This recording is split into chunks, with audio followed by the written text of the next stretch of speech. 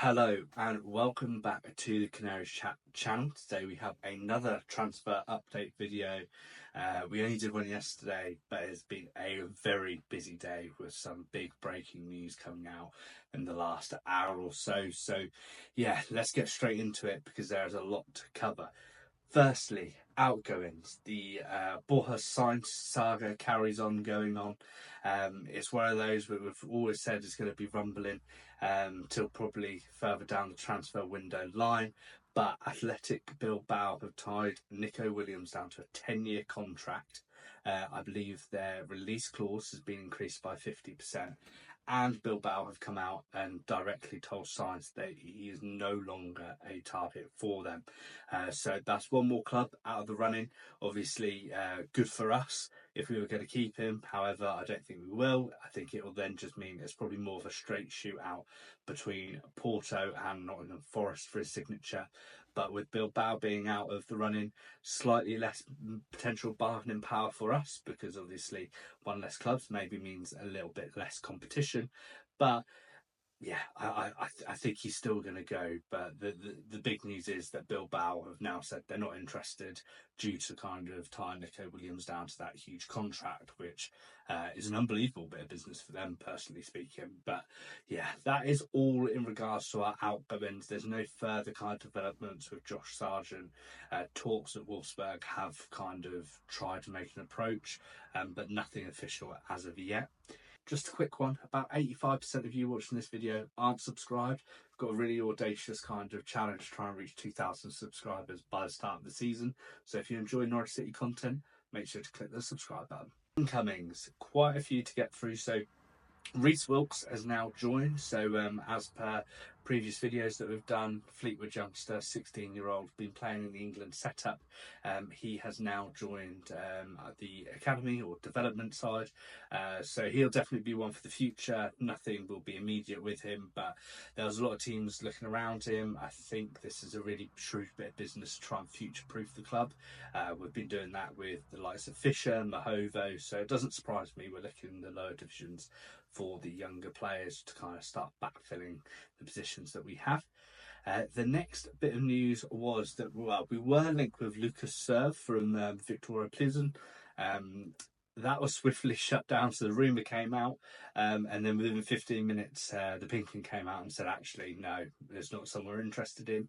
However, he was a defensive midfielder, and that probably shows that we are in the market for a defensive midfielder, so it's really positive looking forward there. But I do think we need kind of a destructive central midfielder within our setup.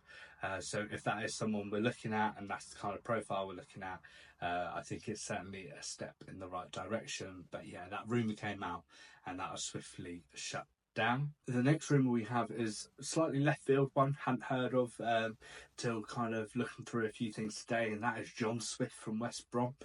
He's been linked with other championship clubs such as Stoke, as well as Rangers looking to take the hot seat in that transfer. He's also looking to potentially return to Portsmouth, and that seems to be something he is keen on. It does seem a little bit coincidental how many times us and Rangers seem to be coming through with the same transfer targets. But yeah, it's one to potentially keep an eye on. But to be honest, I think it's more likely if he's going to go to a championship club, it will be Portsmouth by the sounds of it. It won't be ourselves.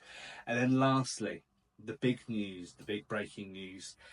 He was mentioned in yesterday's video, and I very naively said, well, if Lens are interested in you, you'd obviously go there over Norwich.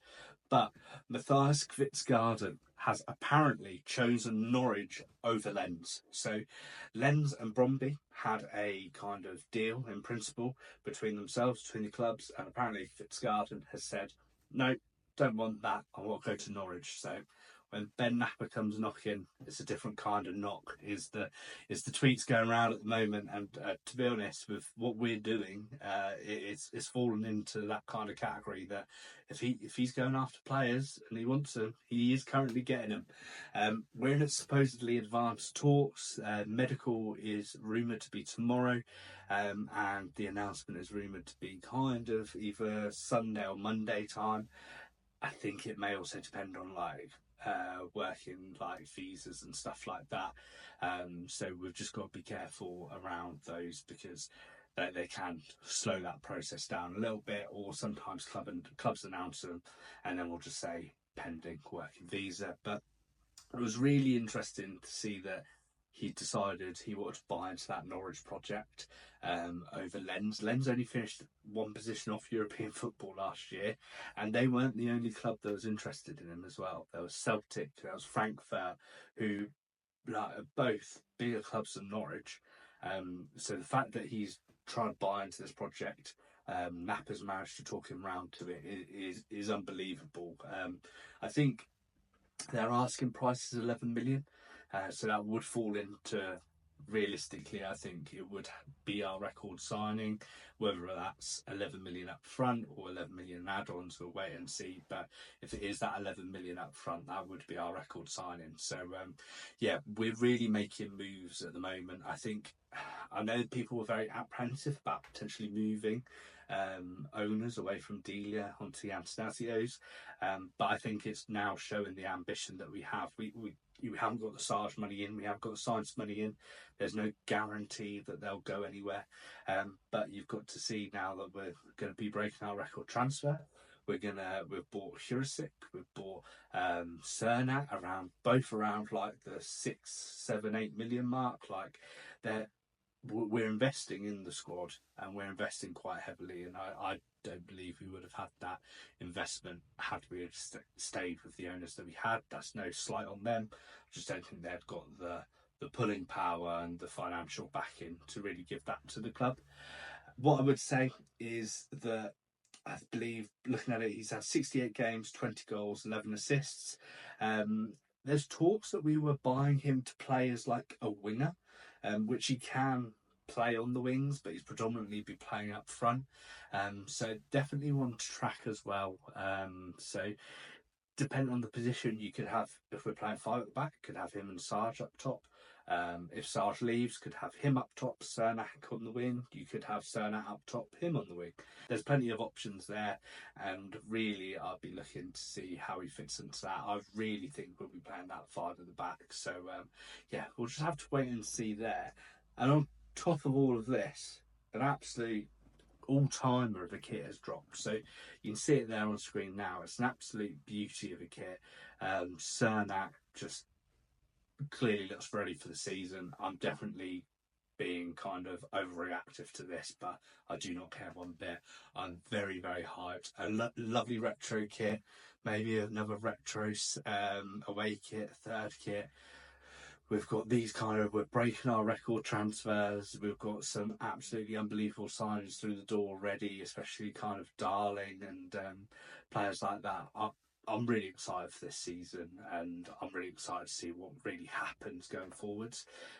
What we'll do is we'll obviously keep you updated across all the transfers. If there's any more breaking news, we'll obviously jump on here and we'll do a more in-depth kind of review of Kvistgaarden when he's announced. So make sure to like down below, subscribe down below, and comment. Are you excited for this season? Because I certainly am, and we will see you in the next video.